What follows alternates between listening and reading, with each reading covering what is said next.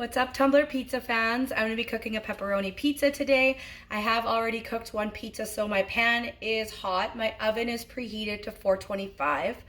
My rack is on the bottom. And we're going to get this pizza over to our cookie sheet. Now, it will hang over a little bit, and that is okay because we will check it and get it moved around the pan if we need to. Okay, so let's get this in. I do like to cook this one for a little bit longer than the box says. I like to do about 30 minutes to 35 minutes. So I have pulled my pizza out and I have gotten it away from the edge. And so I just give it a little spin as quick as possible. Kind of just get your crust back in and then back in the oven ASAP because we need to keep the oven door closed as much as possible.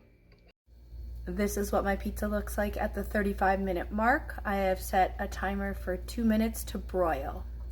So this is what my pizza looks like after I broiled it for 2 minutes. I didn't have any bubbles form, so I didn't have to poke it with a knife. I like to let it sit on the cutting board for a couple minutes before I cut it into Tumblers squares. Cheers to Tumblers Pizza. Sauce is boss.